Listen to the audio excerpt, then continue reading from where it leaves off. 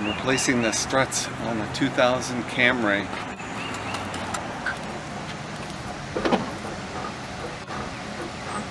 They're shot.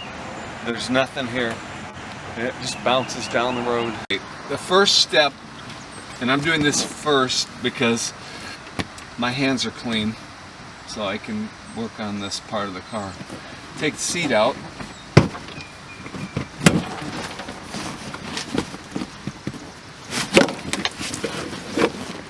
These just pull out of these snap devices. There's one bolt underneath that flap. It requires a 12mm socket.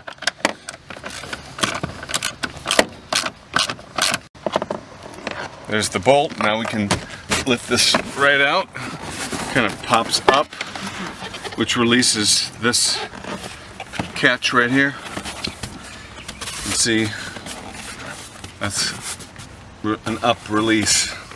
The next step is to lower the seat. The bolts are under here.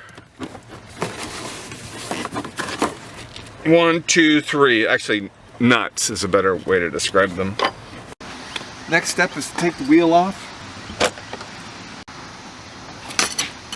Now I need to jack up the car to finish taking the wheel off. I'm using this pad as a knee cushion. I have the parking brake set so the car doesn't move around. The other wheel will hold it a little bit still. I still want to have a little better safety. I'm going to hold the car up with a jack stand.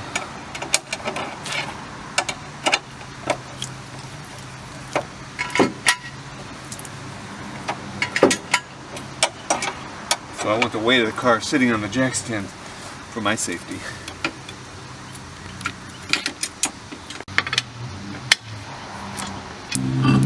And there it is. That's what we're taking off. I need to remove this brake line. The bracket's attached to the strut, so all we need to do is remove the bolt and then pull the bracket away.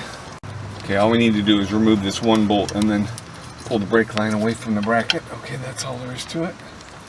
The sway bar link, and since I jacked up only one side of the car, the sway bar is twisted. There's a little pressure on this, so I want to stay careful and realize this is spring loaded at the moment.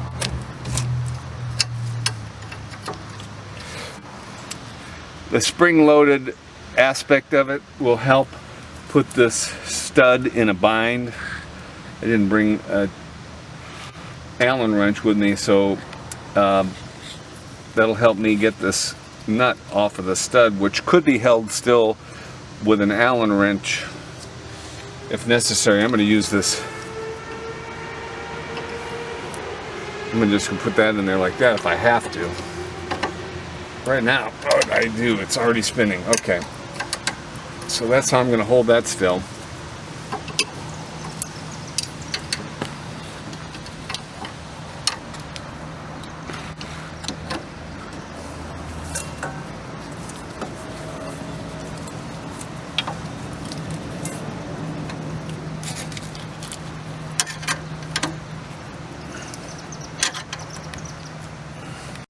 This is pretty tight. I couldn't hold it still with the end of the needle nose pliers.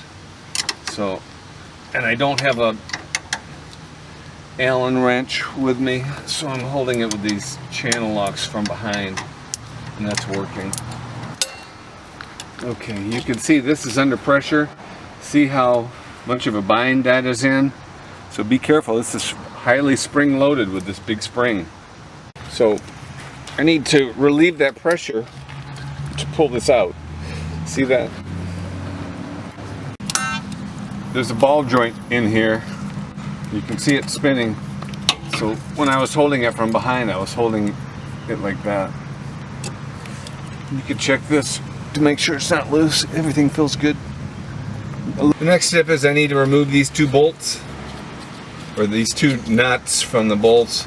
And if the bolts spin while I'm removing them, I'll hold them in the back with a big crescent wrench, but maybe they're kind of in a bind and I can just loosen the nut and spin it off then by hand and not have to mess with the crescent. It's a 19mm socket, and it's pretty tight.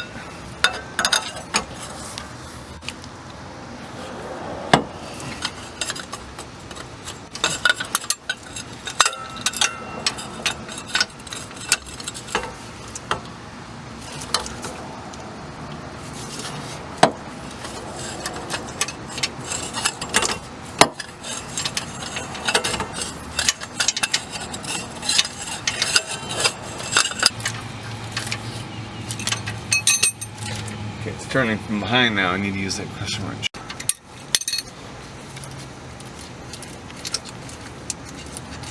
Okay, one down, one to go. Okay, now the next one I put an extension on to make enough room for my cheater bar here because I don't want to pull my back out of joint. Much easier.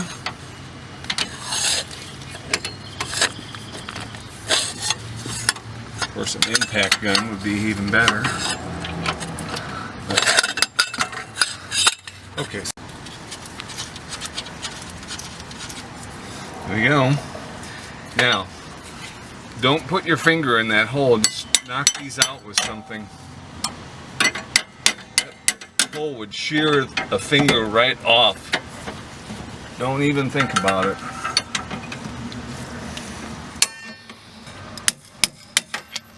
Okay, there we go.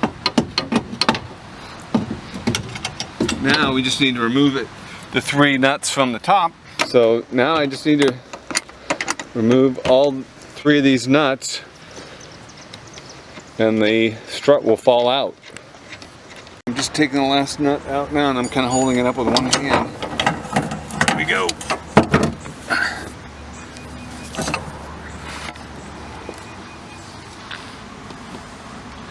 I'm just comparing the old one and the new one, making sure all the brackets are lining up in the same places.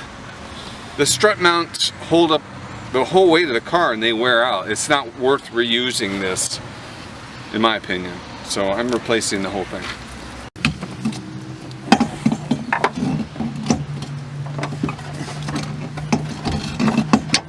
Putting these nuts back on, I had a helper start the first one while I looked up from underneath and lined it up in the holes and held it up there. And it started one, so I have one started. Now I'm going to put on the other 2 and tighten everything up.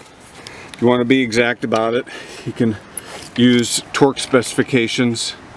Okay, so I'm just finishing tightening these, not too tight, just snug, or torque them, whatever your preference is. Don't get your fingers in there at all.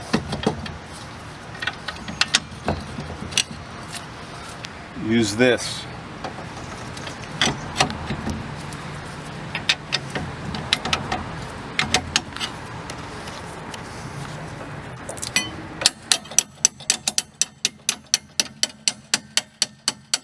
Okay, there's one.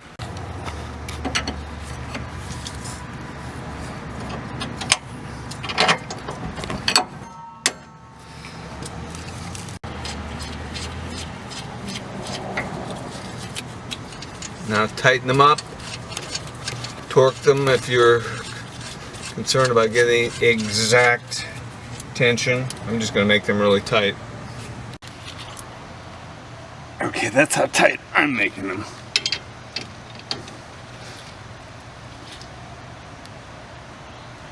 Okay. Brake line.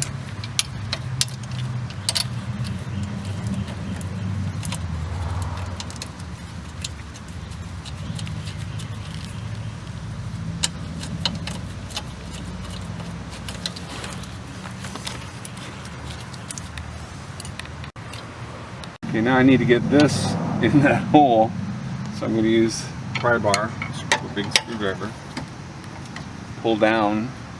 Be careful because it might slip, so put your fingers someplace where they won't be hurt. There we go. Get spinning a little bit, so I'm and hold it with the channel locks. Okay.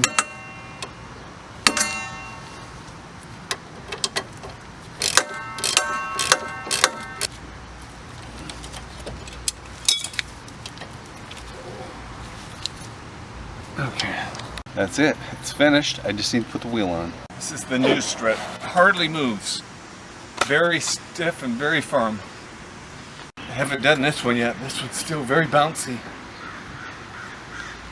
Obviously these need to be replaced in pairs. You can't have one good one, one bad one.